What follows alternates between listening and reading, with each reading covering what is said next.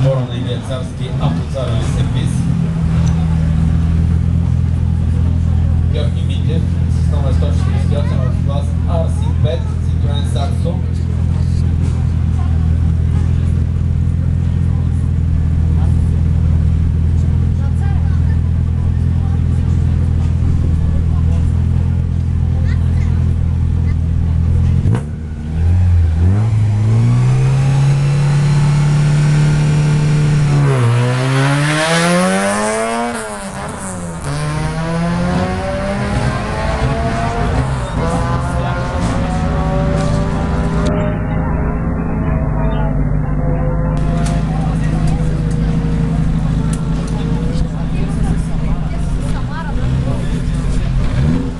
С номер 151 тук трябва да е Слави Рубчев.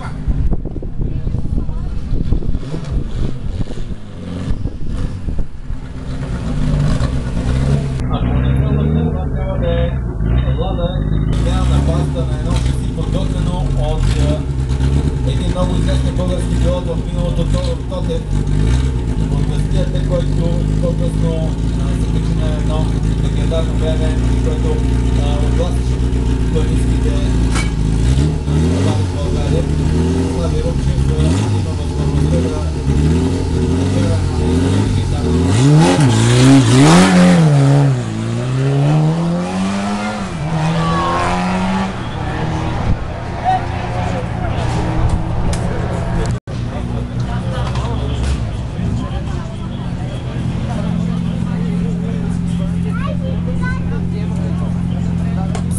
информация, която малко по-късно ще споделя с вас, получих току-що. За всички вас обаче сега пилота, който стартира Марин Панайотов от АСК Пулсим с този Citroen Saxo в RC5 номер 154 или обичай клас N2.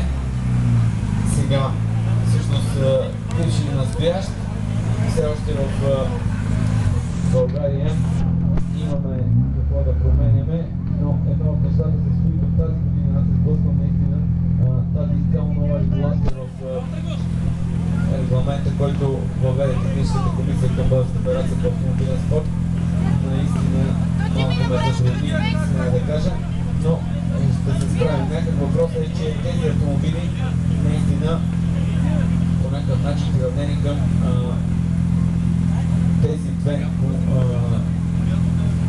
две групи автомобили, мога да кажа, с изтекли хомологации, които са активни или такива, които могат да бъдат допускани от RC2.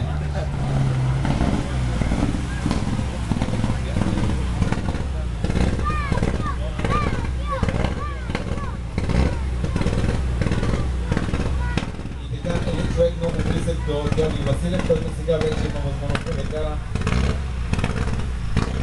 макар и стана модификация Evo 8, но много добре подготвена. Иван Младенов миналата година ще направи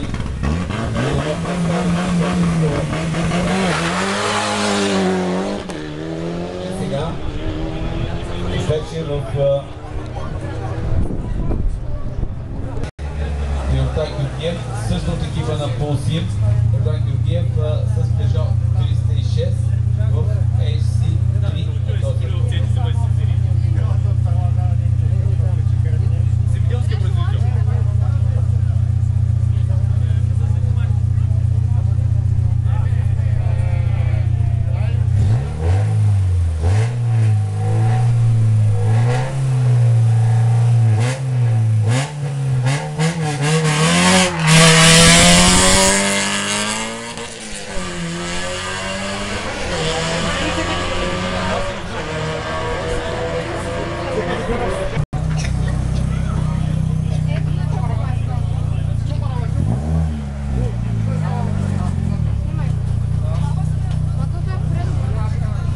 След повече сливенски пилоти в състезанията от националния шампионат.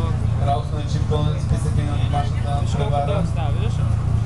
Една е 12, една е 20.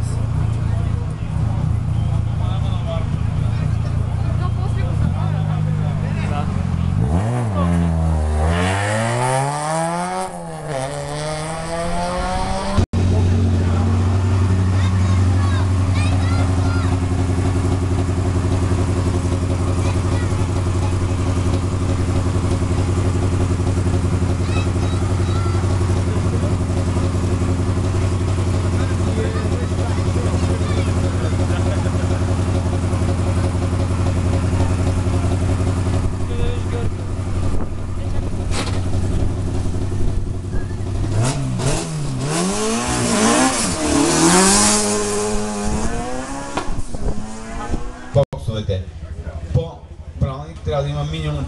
минути преди старта на втори мач при пристигането им, така че около 20 минути до старта, след като видим, че автомобилите са слезли, за да могат да се подготвят в своите боксове. Сега музика за добро настроение ще помоля да осигури нашия звукорежисьор Мил Поташев. И така, в изчакване на автомобилите бъдете на безопасните места.